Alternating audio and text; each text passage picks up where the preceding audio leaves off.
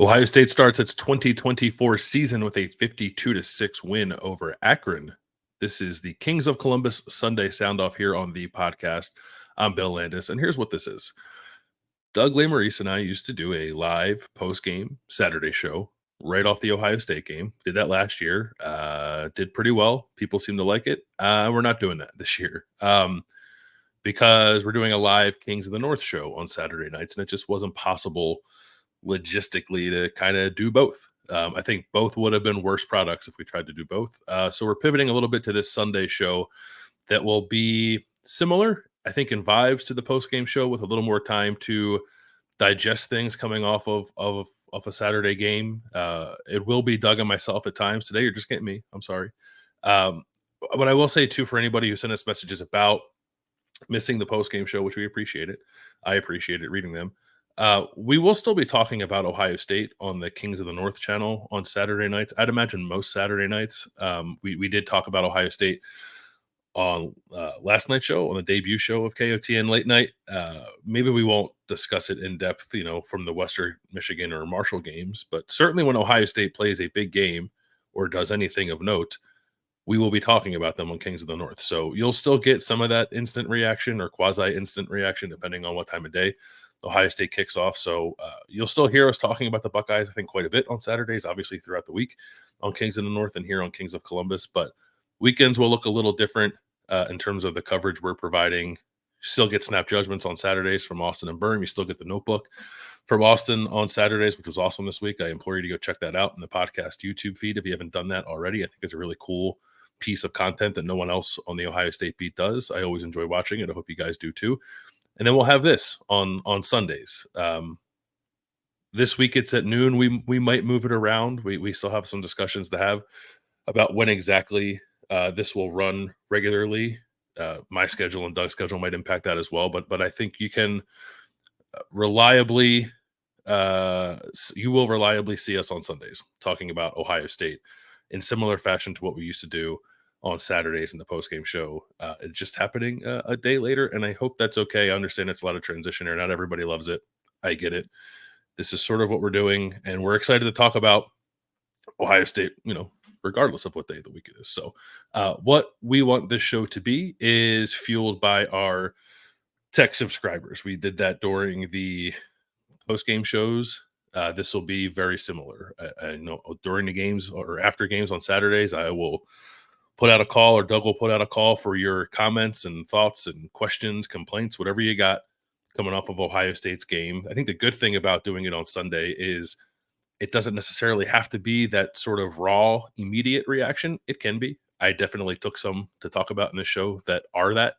But you also have the grace of an extra day or so, or an extra 12 hours or so, depending on whether or not Ohio State is playing a night game, to kind of sleep on it if you'd like to, and then send those thoughts in. So we'll take those as well. Varying perspectives, they're all good. None is more valuable than the other, but that will be, I guess, a major difference between this show and the shows we did last year, other than the timing of it, is that maybe people's thoughts and opinions on what happened may change a little bit with the benefit of time, good or bad, or at least have more complete thoughts. So I'm hopeful that we get into some different discussion topics with that in mind, because I do think sometimes, while the raw and immediate reactions are usually on the right track, a little more time to think about things, I don't think is ever a bad thing. So we invite that as well. For anybody who wants to join us on subtext, you can do that. The number is 614-662-4509.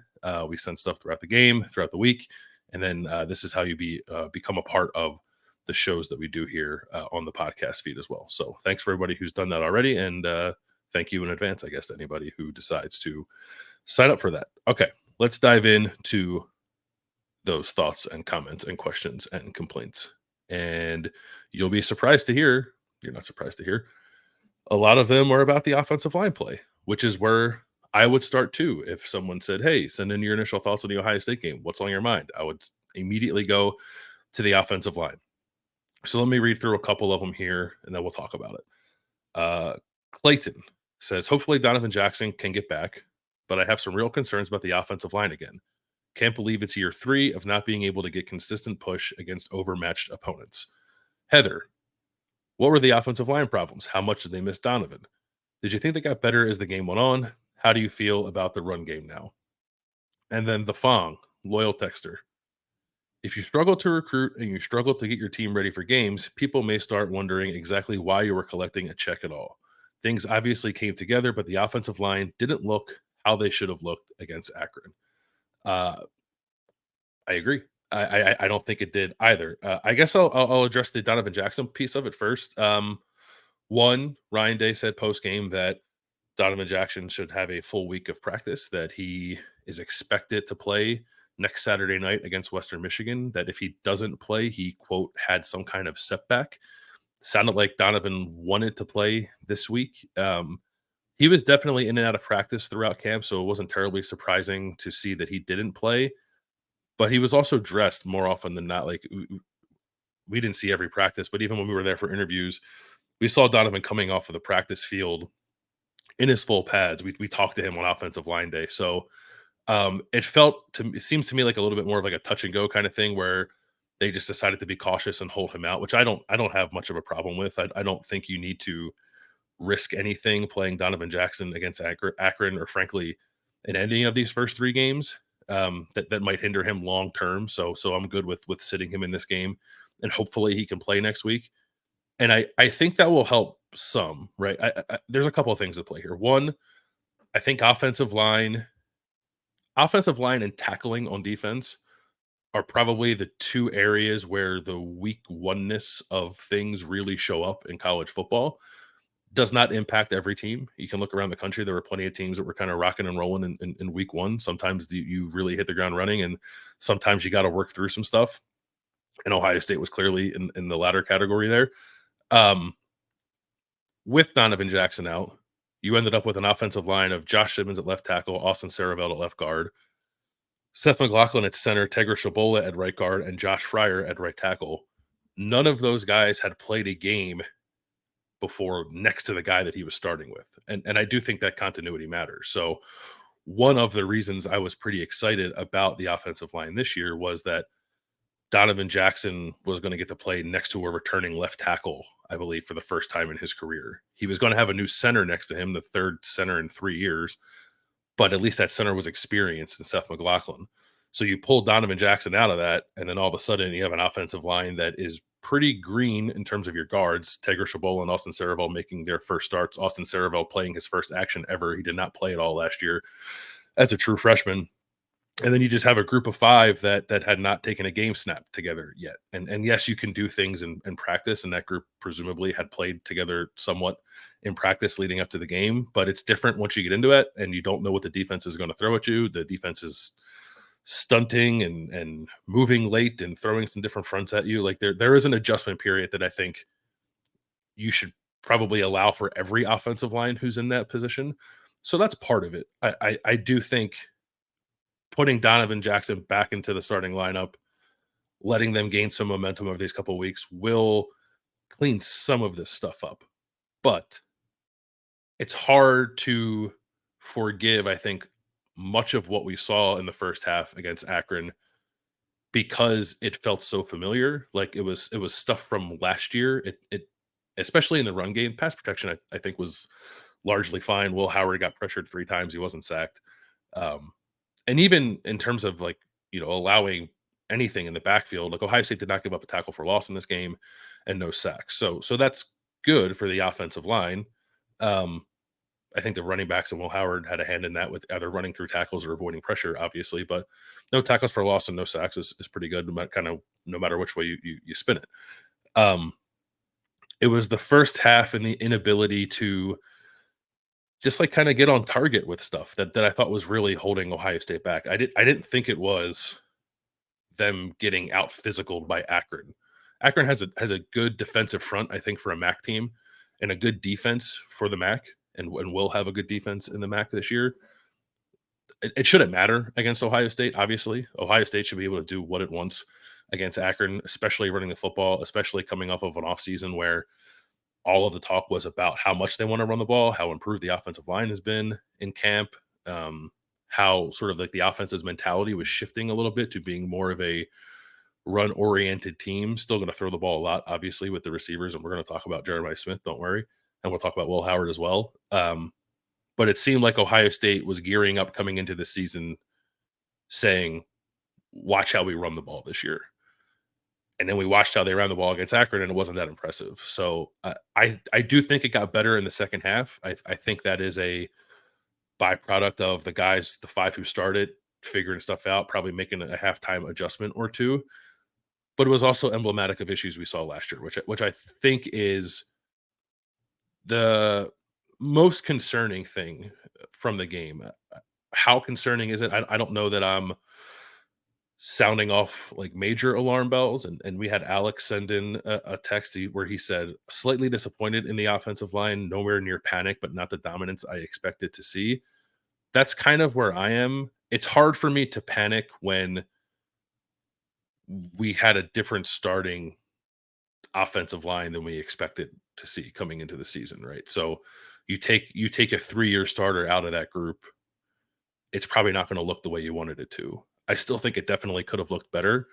Um, Run blocking basically across the board was not tremendous. Maybe Seth McLaughlin was the best in the game, which I suppose you would expect given he's the most experienced guy up front.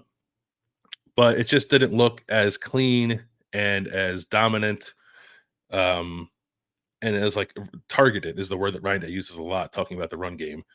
When things are really cooking, Ohio State is well targeted, and they did not appear to be well targeted in the beginning of this game. And it's not the first time, obviously, that has happened. So to the point of Justin Fry, not having a tremendous offseason on the recruiting front, already being kind of under the microscope for that, and also because of how the offensive line played last year. And then you come to this opener and you see, I think, more of the same, at least when it comes to running the football. All that's pretty disappointing. I don't think it precludes Ohio State from being what it wants to be this year in terms of running the ball the way they said they were going to run it in the offseason. I don't think it precludes this offensive line from getting better. You want them for this to be a natural progression over the course of the season. Um, but I also totally get being concerned coming out of it. And Jordan, there's a final comment we'll have on the offensive line play, sent in, overall the performance was fine. I think my biggest fear is that the offensive line does not improve from last year. And once again, we won't be strong enough in the trenches to face Michigan or Oregon. I will say Oregon in the trenches did not look all that impressive against Idaho. So they got some questions too, but it's a point well taken. You wanted Ohio State's offensive line to come out in these first 3 games and just dominate the way that you should dominate against Akron, Western Michigan, and Marshall. And at least for the first game, that didn't happen. There's 2 more games for them to figure things out. I think if Donovan Jackson gets back into the starting lineup next week, that will help things. I'll be curious whether that is Donovan Jackson kind of full bore, or if that's let's work him in slowly and you still see Austin Sareveld play some left guard. We saw Carson Hinsman play some right guard for maybe a series or 2 with the starters in place of Tegra Shabola. So that's part of it too. You have backups. I mean, Tegra Shabola is a starting right guard and Donovan Jackson's a starting left guard. So then you look out in the first half and you see a starting offensive line that has 2 backup guards playing when Austin Sareveld and Carson Hinsman are out there. Carson Hinsman is a quote unquote backup who has started 12 games, but he is a backup nonetheless, playing a position he had not played in the game before. Some of it looked good, some of it didn't, but I would factor that into the equation a little bit. Just some moving pieces. It doesn't excuse, I think, like lack of preparation or apparent lack of preparation, apparent lack of like discipline and just sort of being keyed in on your job responsibilities up front. But there's also something to be said for getting things figured out at halftime, and Ohio State ran the ball, I think, much better in the second half. And throughout the first half, there were definitely some runs that was like, yeah, that looks pretty good. Not any big hits. I think the longest rush was 21 yards, maybe. So there were no home runs. Travion Henderson looked like he was going to get loose a time or 2 and kind of got tripped up. Thought Quinshon Judkins might get loose on 1 or 2. So I don't have Heather. The last part of Heather's question was like, how do you feel about the run game now? And I have been out there saying like I think Ohio State's going to lead the Power Five in rushing. I feel worse about that because of what I saw UCF do in its opener with like 400 and whatever rushing yards they had. Um, I still feel okay about Ohio State having a good rushing attack, an improved rushing attack, a creative rushing attack with Chip Kelly. I liked some of the schematical stuff that I saw. I did not think Chip was going to kind of empty the clip in the first game. He doesn't have to. I think this is going to be a gradual build, probably through the Michigan State game to the Iowa game. Iowa has an incredibly stout defense. Oregon should have a pretty good defense. So you're stacking things, I think, as you get to those two games closer to the middle of the season. So I'm not looking for every trick in the book that Chip Kelly has to be on display in the first four games, but there were definitely things that were different schematically. A couple different ways, like they ran outside zone, just blocking assignments in general. People who were involved in the run game, you know, running stuff to the same side as the running back, that kind of stuff. So Chip is definitely mixing it up, and I think we'll continue to mix it up in a way that I still find encouraging. The offensive line just needs to find its footing here, and it's definitely a bit of a bummer that they came out in the 2024 season opener, I think, showing a lot of the things that ailed them in 2023. So that obviously needs to get fixed. It is a thing that I am going to be hyper fixated on. I think these next couple of games, even given the caliber of opponent, I'm still there with that because you just want to see the offensive line kind of take over those games, and we'll see if they do. We've seen very good Ohio State offensive lines in the past start slow and really pick up momentum as the season goes along.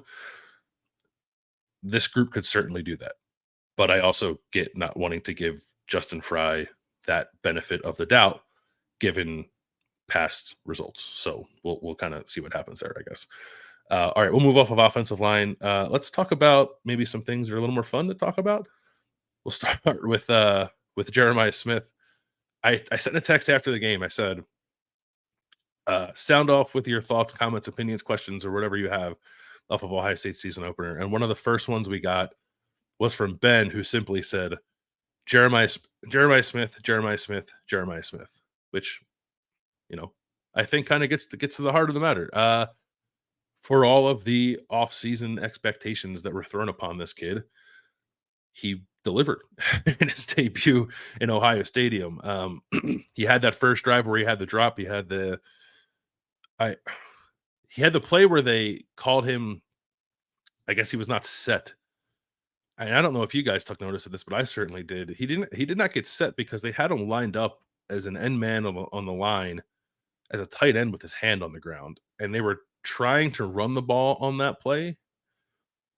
But believing what I believe about Chip Kelly, they're also looking at that as an opportunity, I think, to probably run a play action pass with Jeremiah Smith lined up at tight end, a la Ted Ginn against Michigan, and throw him the ball down the field. I'm 100% now on alert for that. I wonder maybe if those plans got spoiled because there were some kind of blinking arrows and shining lights pointing at Jeremiah Smith after that penalty, and now that's all on tape. Maybe he could have flown under the radar a little bit more had that penalty not happened, but I still expect Ohio State to go back to that look, which is pretty exciting. But yeah, Jeremiah Smith's debut was incredible. 2 touchdown catches, and people were really excited about it as they should be. Kevin sent in, I was so hesitant to buy into the levels of the JJ hype, given the unusual freshman limit or giving the usual freshman limit of touches, but wow. And he said, wow, with all capital letters and exclamation point. After one game, is it an overreaction to say that Jeremiah Smith has looked like the best player on the offense already? I mean, he was their best player on offense in game 1.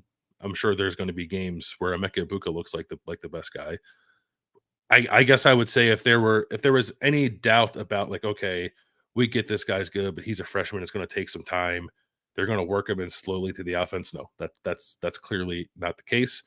And I think Eric kind of hit the nail on the head here when he said, I was on board with the JJ train for a while, but good Lord, that train has left the station and is in another country. Incredible.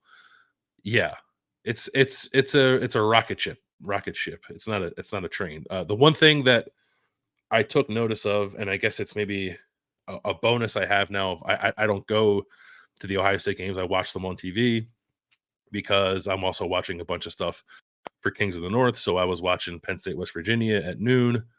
I was watching Ohio State Akron at 3:30. I had some other stuff on in the background. I was watching different games at night. So throughout the day, I saw a lot, and maybe you guys did too, if you're watching at home as well. A lot of game breaks and a lot of halftime shows where the Ohio State package was just Jeremiah Smith. It was his 2 touchdowns and the long catch, the long deep ball from Will Howard, the one-handed catch down the field. If this level of play persists for him, or even if he's making a play or two like that per game, he is going to be on a lot of people's televisions. And by that I mean like people who aren't watching Ohio State but are watching college football all day on Saturdays are going to hear Jeremiah Smith's name a lot. And we had a conversation in the summer back when we were like kind of fishing for things to talk about whether or not Jeremiah Smith could become like the most famous Ohio State football player like while he's at Ohio State. And the internet era obviously contributes to that. He's all over YouTube and Twitter with 7-on-7 highlights, and like kids I think are generally more aware of Jeremiah Smith, that kind of stuff. So that helps him. But if he is a fixture on your televisions on Saturday and on Sunday recap shows, because when people have to choose a 40-second snippet of an Ohio State game to show you as part of a highlight package, they're more often than not going to choose Jeremiah Smith. He will very much become that kind of player for the Buckeyes. So that's one thing that is almost an off-field thing. That is like a spotlight kind of conversation. Bringing it back to the football of it, I definitely took notice of second drive of the game, Ohio State's first scoring drive. It's 3rd and 10. Will Howard looks for Jeremiah Smith. It's 3rd and 4. Will Howard looks for Jeremiah Smith. It's 3rd and 6 in the low red zone. You're trying to finish that drive with a touchdown, not a field goal. Will Howard throws the fade ball to Jeremiah Smith for a touchdown. If Will Howard has already built that kind of rapport and trust with JJ in the first game, then I'm starting to rethink like who I might believe leads this team in receiving. And it's nothing about how good I think Emeka Ibuka and Carnell Tate are. I think they both showed us how good they are on Saturday. I actually thought that Emeka touchdown that got taken off the board early, I thought maybe his forearm hit the ground, and that should have been a score, but it wasn't. But I thought Emeka like still showed up, still looked like Emeka. Carnell Tate's catch and run touchdown was awesome. Jeremiah Smith is just also awesome and is more of a trusted piece of this offense than I initially anticipated him being. So this is going to be something different, I think, from anything we've seen in regards to Ohio State receivers. And like we've seen a lot. What we've seen is about as good as it gets. And this, I think, will be something even more special than that. So have fun, man. He's going to be here for 3 years. He's going to be the best receiver in college football, I think, for a large chunk of that time. And that's awesome. I think when any fan base has a guy they can kind of like wrap their arms around and say, like, we have this guy. He's the best at what he does in college football. We get to watch him every Saturday. So that's pretty cool. What else was pretty cool was Brandon Inniss returning punts and looking dangerous as a punt returner. What a novel concept. Ohio State putting a young, exciting playmaker back there at punt returner and kind of letting him do some stuff, as opposed to putting a veteran back there who you know is going to catch the ball, but probably not going to try to be any kind of weapon. Brandon Inniss is going to return one for a touchdown this year. And I think a lot of people are feeling that. Ira sent in, Brandon Inniss is a tremendous punt returner. Felt to me like he either saved or gained well over 100 yards. I love those hidden yards.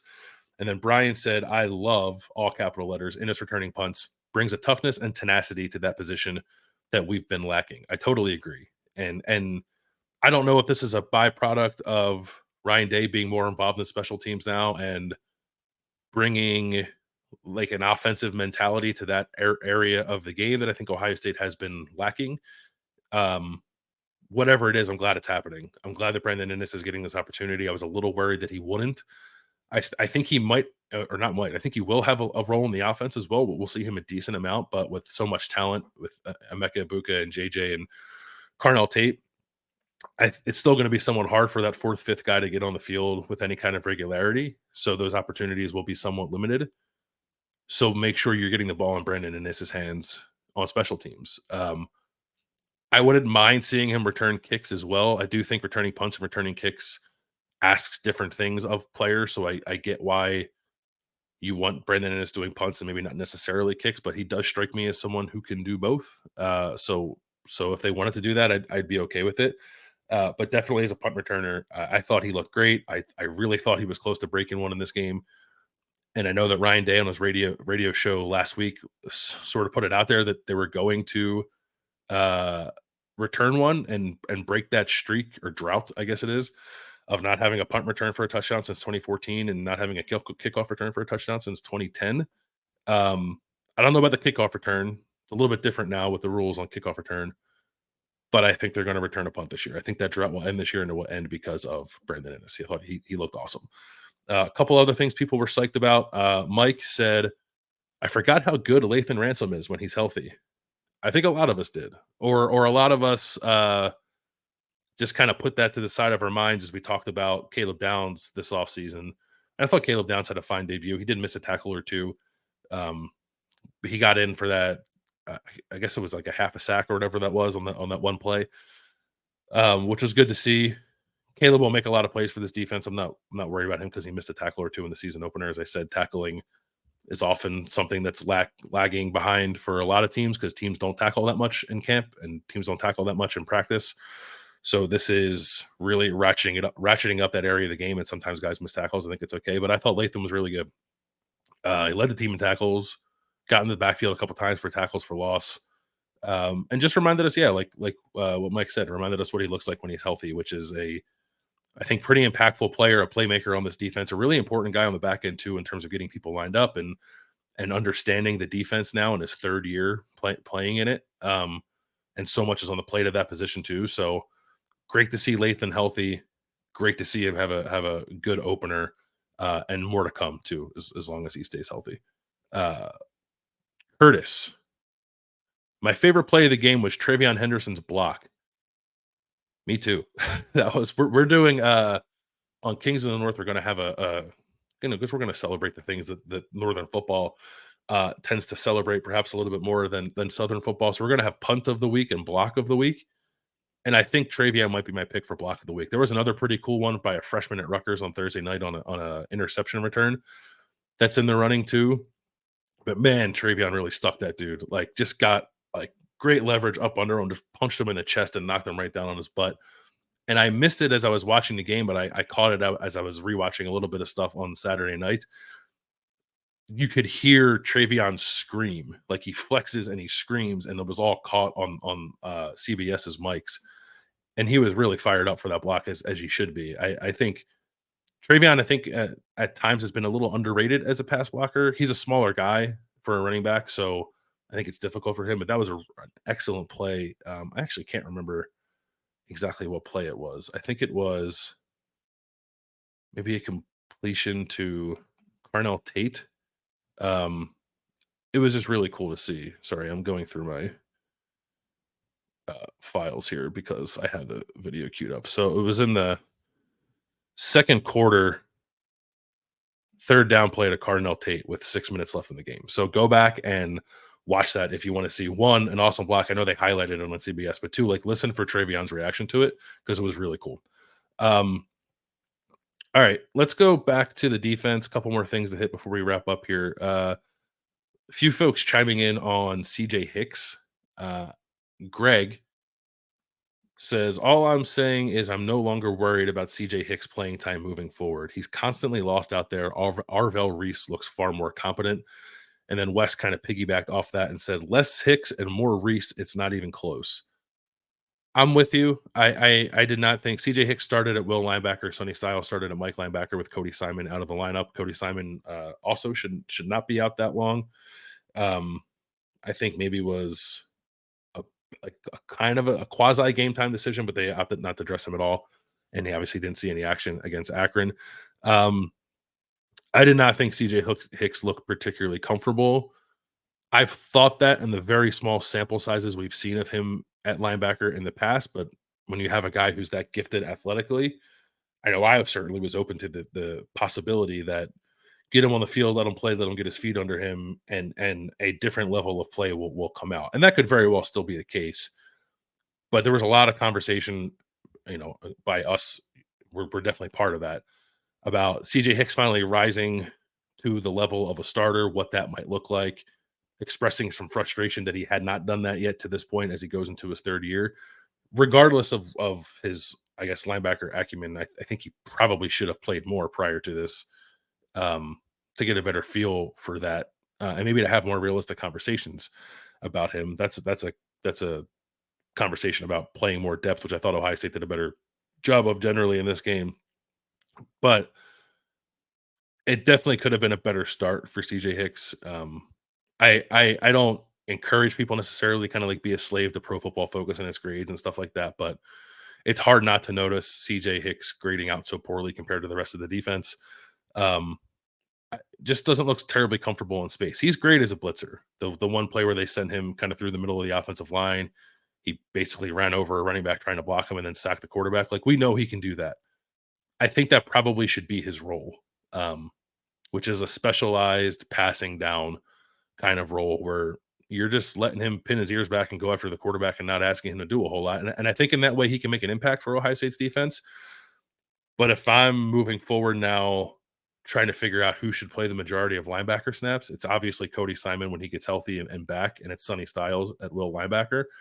And I would have Arvell Reese third based off what I saw against Akron. And perhaps that is putting far too much stock into a small sample size because Arvell Reese is a guy who's not played a ton either.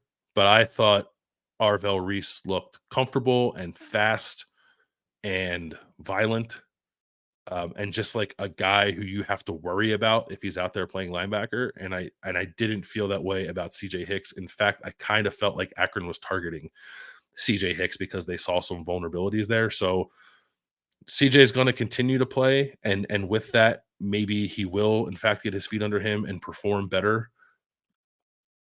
I guess where I'm at is Jim Knowles in this week leading up to the game, last week leading up to the game, said he views Cody Simon, Sonny Styles, and CJ Hicks as equals. And based off of how Cody Simon played last year and how I'm assuming he would play this year, and how much more comfortable Sonny Styles appears to be at linebacker after transitioning to safety than CJ Hicks, I don't know that I necessarily agree with that. I do think there's a bit of separation there. And I'm not so sure that there's not also separation between Arvell Reese and CJ Hicks already. So I'm in favor of seeing more Arvell Reese. I am in favor of tweaking CJ Hicks's role into more of a specialized deal where you're really accentuating his strengths and trying to find some ways to mask maybe some weaknesses. I think I've always thought this about CJ Hicks, that he's a line of scrimmage player. Ohio State doesn't have that position in its defense, so I leaves him in kind of a weird spot.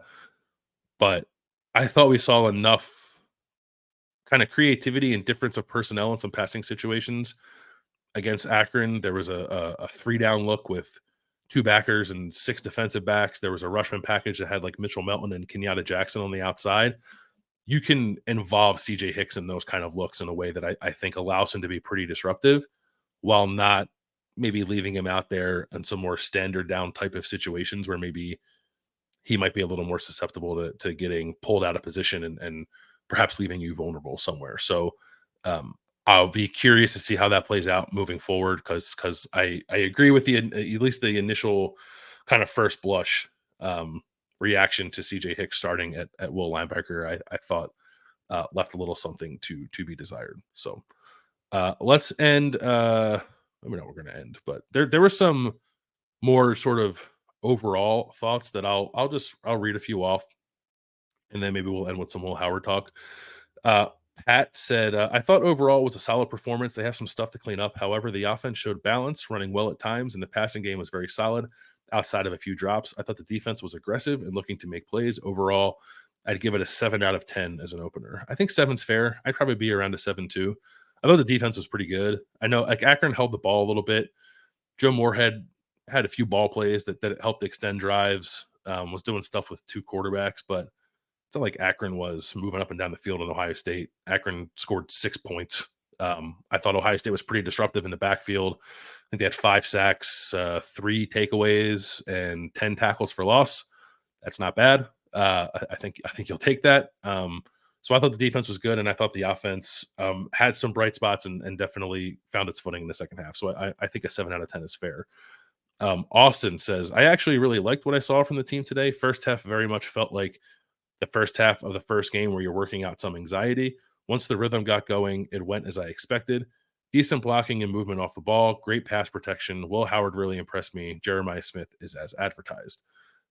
RJ said, I can't remember the last time the Buckeyes, excuse me, I can't remember the last time a Buckeye team was this fun to watch. There are some absolutely electric players on both sides of the ball. Now I'm even more excited for this season. I felt that too. Like Jeremiah Smith obviously really popped. I thought Travion Henderson looked explosive. Will Howard, I thought, had a nice game. We'll get to him in a second. And I think on defense, you saw some guys getting after it in a way that was pretty exciting. Lathan Ransom, probably chief among them. I thought had a good game. That Denzel Burke interception was crazy, just ripping the ball away from a receiver like that. JT Tuimoloau sack in the first half was good. Jack Sawyer, I think, ended up with 5 pressures. Again, Arvell Reese looked very good. I think even if Caleb Downs didn't take your breath away in his first game, we know he's going to be a good player. So I do think individually there are a lot of guys with the potential to really take over a game on this team in a way that's pretty exciting. So that's a good point I think made by RJ. Kevin sent in, watching Oregon and Michigan struggle makes me feel better about Ohio State's slow start. I probably underestimated just how much transformation the team had to deal with and that it may take some time. I was expecting a fast, clean start, but that may not have been completely fair. Um, yeah, I think that's right. Like Ohio State, the extent to which Ohio State made over its roster, I think has been greatly exaggerated sort of by national media in the offseason. But if you think about the positions where they have made it over, center, quarterback, adding a running back who's going to play a lot, safety in a really important position in this particular defensive scheme. Not surprising, I suppose, that not everything was firing on all cylinders in the opener. Again, there are other teams that have transfers that played very well in week one. So it's not like an automatic, like, oh, you have new guys, you shouldn't play well. Like there are ways to play well, and Ohio State didn't put its best foot forward, but I think clearly found a rhythm. And if you look around the country and see Oregon messing around with Idaho, like really messing around with Idaho, an FCS team, uh, Michigan's offense, I think, looking quite pedestrian against Fresno State and allowing some big plays defensively at the end of the game that made that game tight for just a minute. In the end, doesn't excuse what Ohio State put out there on Saturday, but I guess serves as a reminder that sometimes good teams, and I think Oregon, Michigan, Ohio State are all good teams, don't come out firing always, right? So that is the nature of college football at times when there are no preseason games, when there are young players, when there are transfers. Uh, there are varying degrees of physicality and live scrimmaging in camps. Like it just makes it a little hard at times to guarantee that you're going to be at your best in week one. And I think quality of opponent factors into that at times too, right? If Ohio State was playing Notre Dame, I think maybe we would have saw a little more of a locked in version of Ohio State. But you're playing Akron. People have been hyping you up all year. I think it's rather easy to lose focus. And I think maybe that's what happened to Ohio State. Again, not an excuse, more of an explanation and something that Ohio State needs to overcome, obviously, and be better in these next 2 games as they gear up for Big Ten play. Chris asked, is there anything that happened during the game that made you question assumptions you had before the season? I would say not really, but I will spin that into some Will Howard conversation because the one thing I wondered about Will Howard was his ability to make things happen outside of structure. Like we knew that he was going to be part of designed running games. He did it at Kansas State to great effect. They talked so much about it in the offseason here that we knew that was going to be part of the offense, especially in the biggest games. I really think we'll see them lean on Will Howard and design run games and design run packages against like the Iowas and Oregons and Michigans and Penn States of the world. Um, The one thing I wasn't sure of is like scrambling ability, playmaking ability outside of the pocket, that kind of stuff. Like big stoic guy in the pocket, I think good pocket awareness, but can you slip a sack, escape outside, either reset your feet and throw well on the field or throw on the run or turn that into a scramble and get some make some chicken salad if you know what I'm saying. So Will Howard had 19 scramble yards in this game. He had 42 all of last year at Kansas State, so he's practically halfway to his scramble yards production after one game at Ohio State. And I'm not saying he needs to go out there and be Caleb Williams and run around like a madman and do those kind of things. But when the pressure gets to him, he needs to avoid it, and sometimes that includes taking that green space that's available to you. Like clearly, I don't think Kyle McCord did that enough. Um, Last year. And Matt made that point. Matt said, Will Howard has everything Kyle McCord didn't: mobility, pocket presence, toughness, charisma. I think that's right. I think raw throwing ability, Kyle McCord probably has a little more to him than Will Howard does. Kyle McCord had a good debut for Syracuse against Ohio. But Will Howard is a good enough thrower, I think, and I think is an improved thrower from last year and showed that at times on Saturday. But the pocket presence, the toughness, the ability to, and it'll sound silly, but like he scrambles, he lowers his shoulder, he tries to get a first down, and then like he pops up and he like points the first down sign. Like I like that stuff. I like my quarterback to have a little bit of juice, and I think Will Howard has juice. Um, I think there'll be times where he'll throw a pass where like, boy, what the heck was that? But I think more often than not, he'll be pretty good throwing the ball. I think he has been very intentional about improving in that area. So anyway, to get back to the question, like, is there something that happened that changed my mind? I think I am looking at Will Howard as perhaps more of a playmaker just based off this one snippet against Akron than I was coming into the season.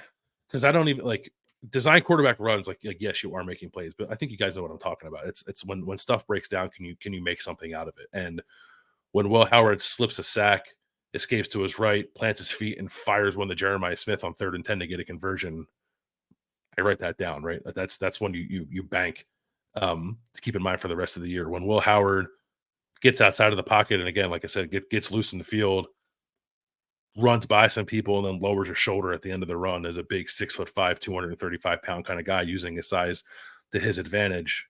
I write that down. I take note of that. Like, and that is stuff that Ohio State was missing at quarterback last year. So I thought that was really impressive. I saw some stuff about Will Howard maybe not having a great game. I'm not entirely sure what that's about. I don't know if that's like box score watching or what.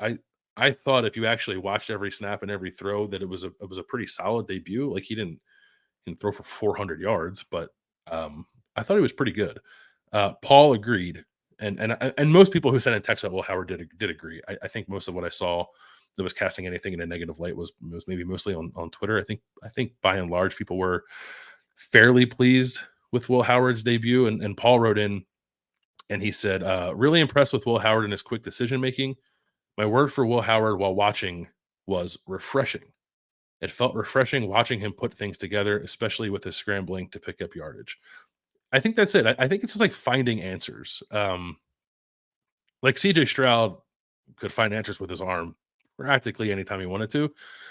Will Howard, I don't think is that kind of passer, but he's got some other skills to make up for it. And like that's playmaking, that's running, that's awareness. I have thought it was funny. I have thought it funny many times when Ryan Day has been asked what Will Howard's kind of special trait is, and he talks about Will's size, which is a trait, but it's just like it's not normally you think like, oh, like processing or I don't know, like quick passing mechanics to really get the ball out fast. And for Will, it's just like, yeah, he's a big dude.